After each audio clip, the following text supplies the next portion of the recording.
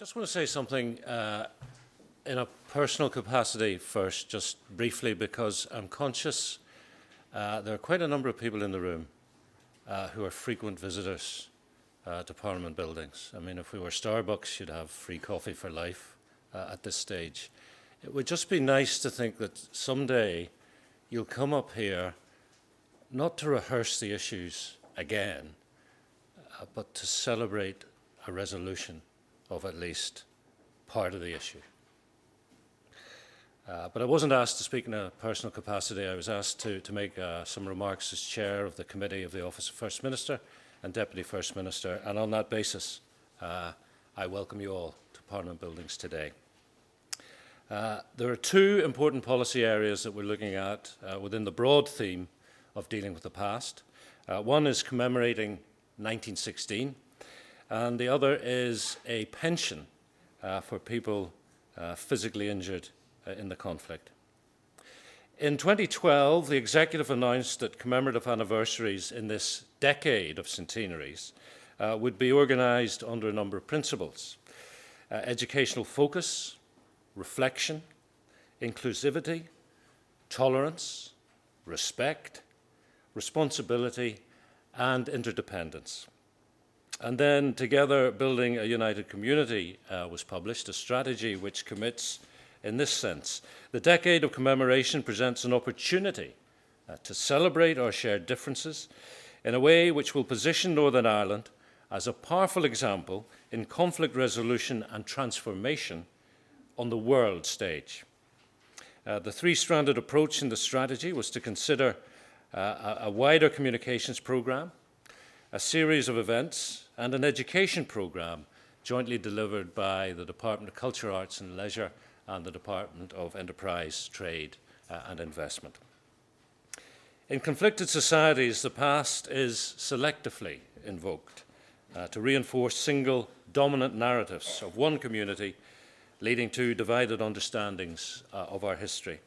But the past, as we know, is immensely complex and contains many narratives.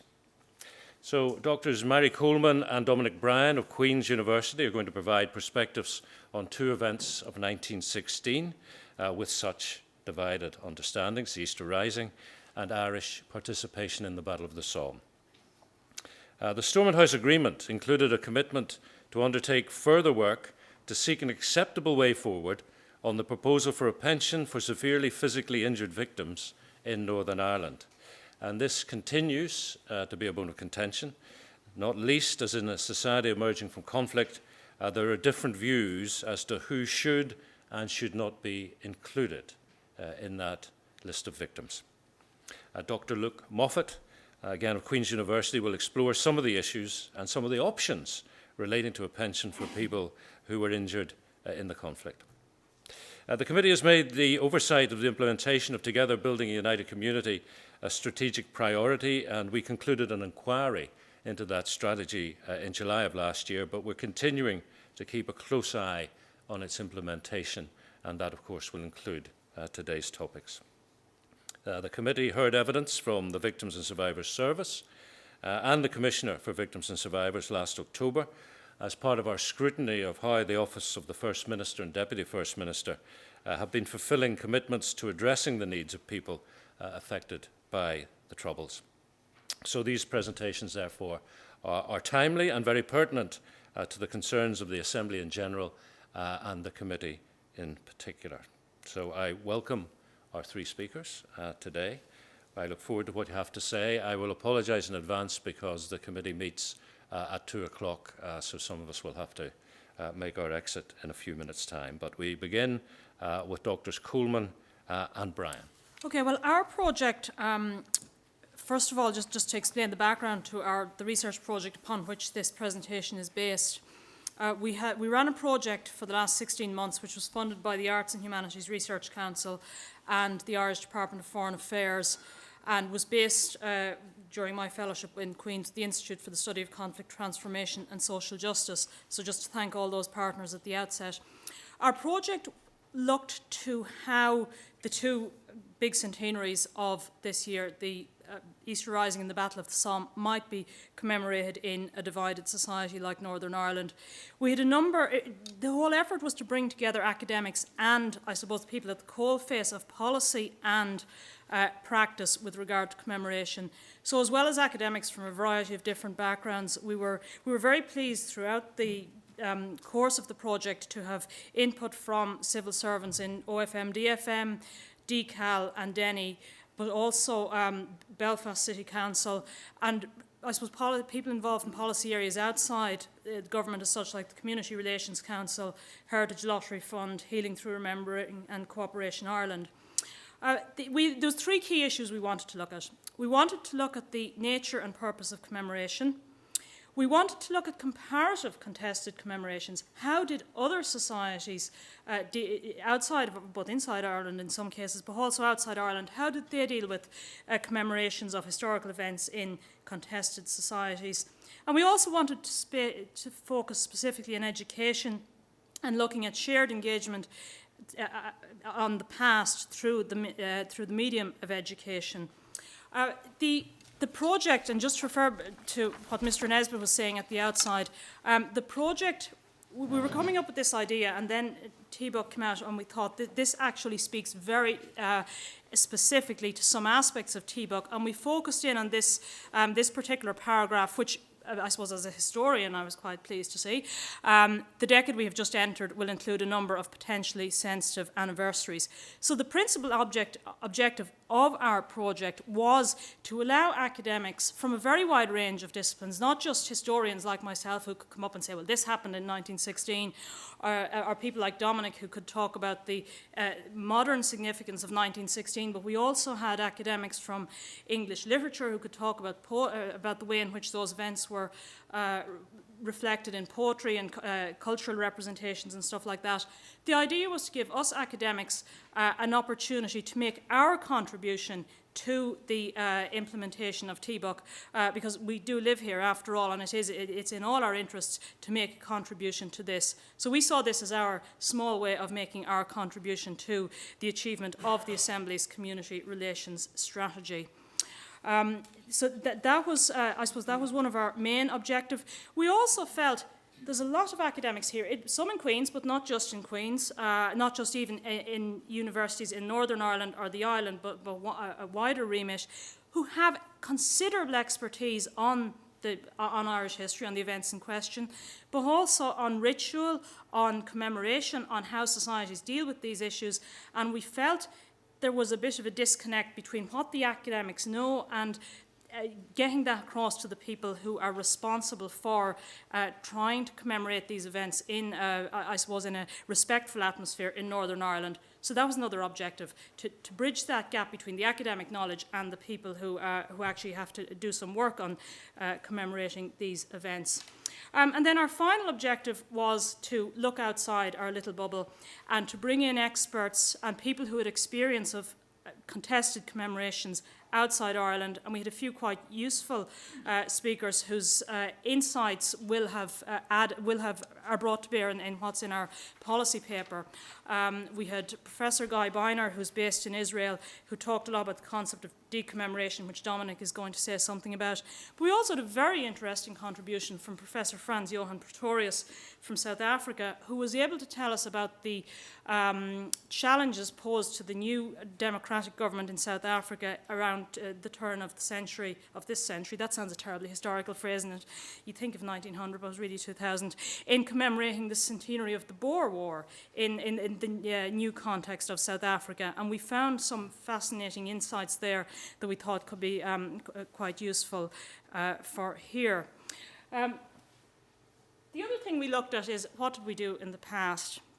And we did focus a bit on commemorations as they happened in Northern Ireland in '66.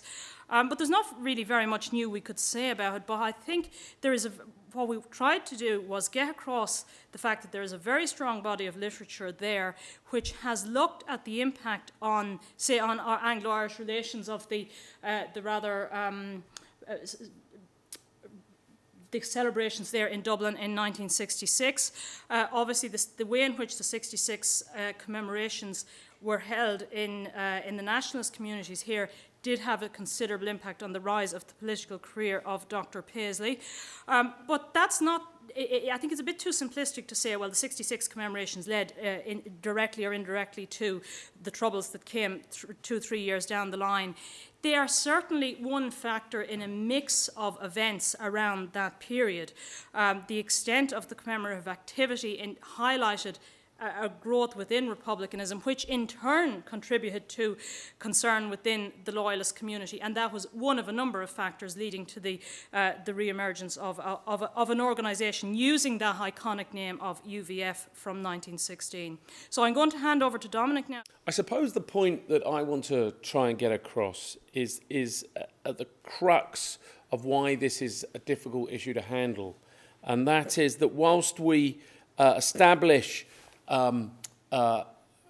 commemorative practice around an idea of remembering, what we are inevitably involved in is politics.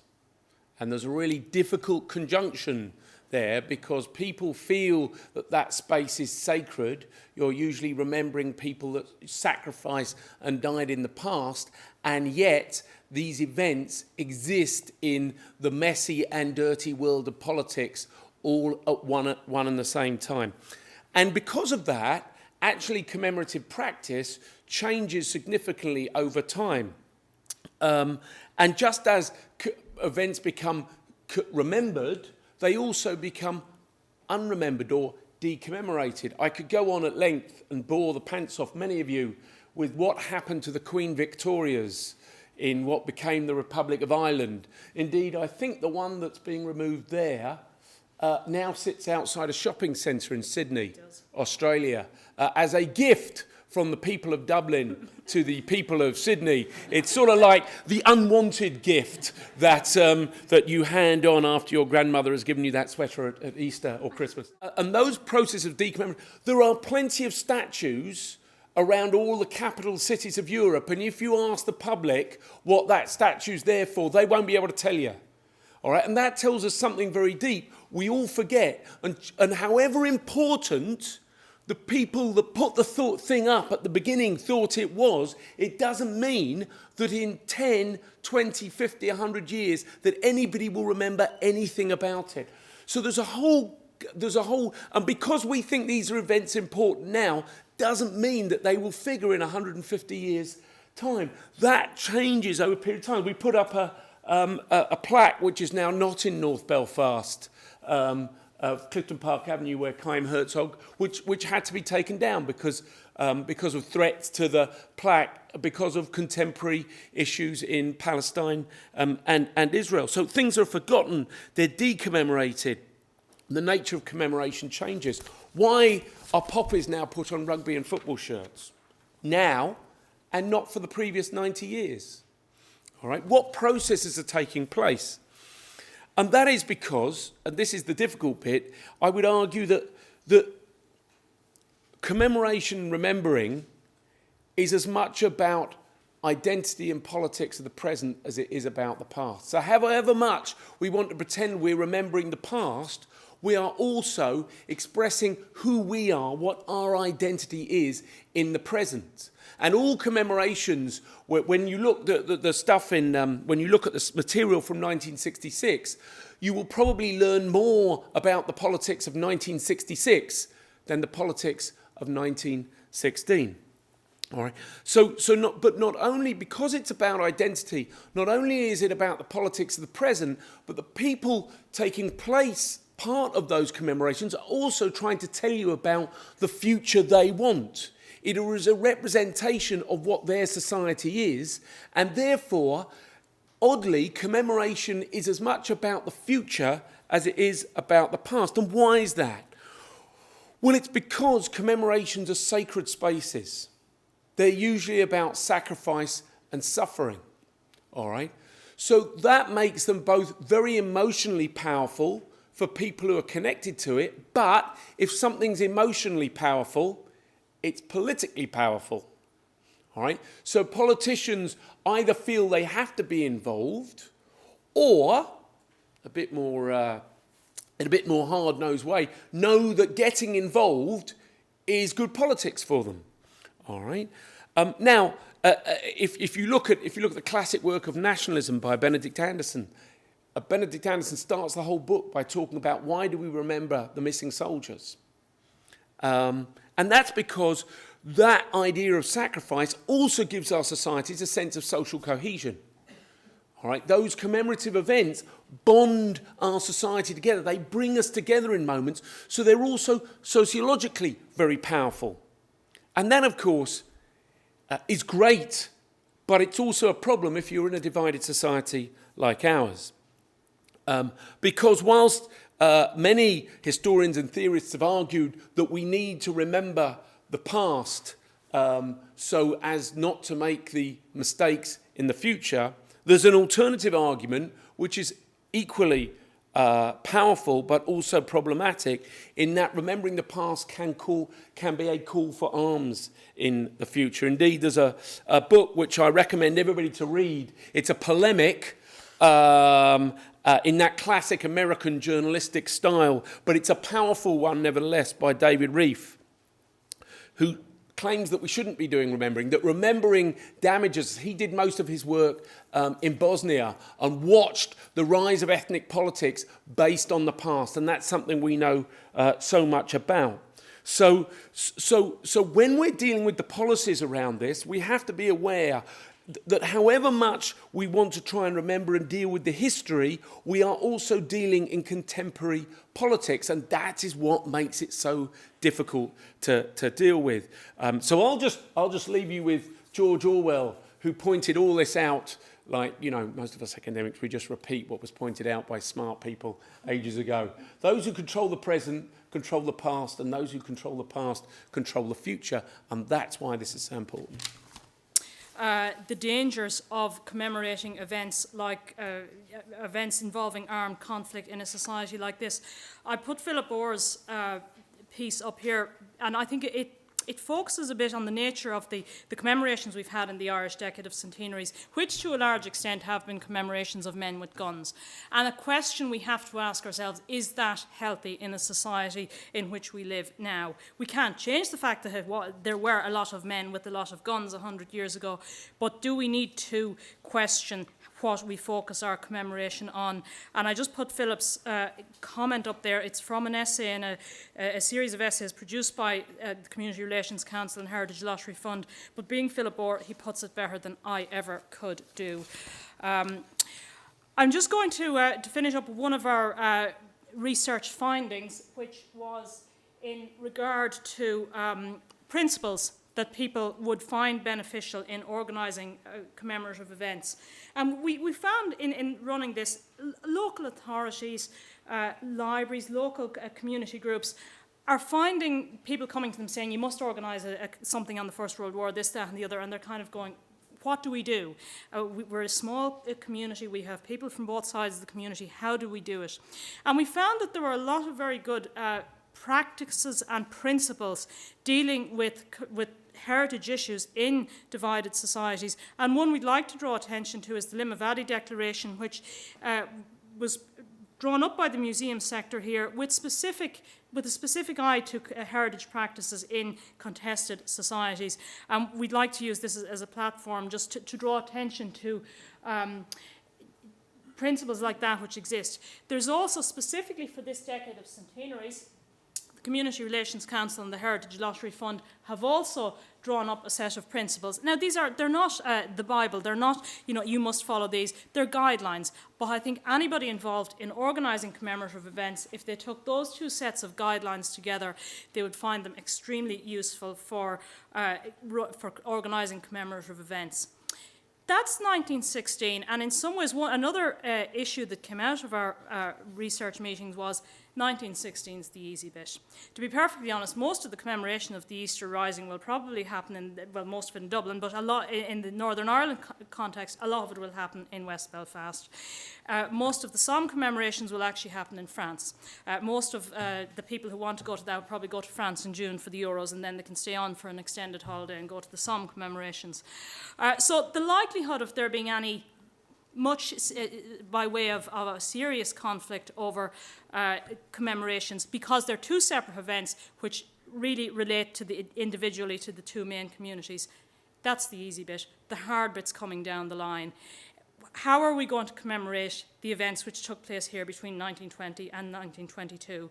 How are we going to commemorate partition? How are we going to approach the sectarian violence of Northern Ireland that included serious anti-Catholic riots in Lisburn in 1920? They included things like the killings of Protestant farmers in rural Listrum, Lisca and Altnavay in 1922. How are we going to look at the way in which the Irish Civil War of 22 to 23 affected the newly established Northern Ireland? All of that happening in the wider context of the 50th anniversary of the Troubles. So maybe if we could develop good practice with regard to commemoration now, at this point, that might make the task facing us from looking at the serious parts of our divided past 4 or 5 years down the line. I think this is also, while this is all 100 years ago, I still think it's all very relevant to not just TBUC, but also to the Stormont House Agreement and to a fresh start. If we are going to deal with the legacy of the immediate past, the wider context of our past, going back to things like partition and the setting up of Northern Ireland, need to be taken into account as well. So I think this whole issue of commemorating our divided past relates not just to TBUC, but also to the present issues facing our politicians here with regard to dealing with the legacy of the past. So I'll leave it at that, and we can pick up those issues later in the questions. Thank you.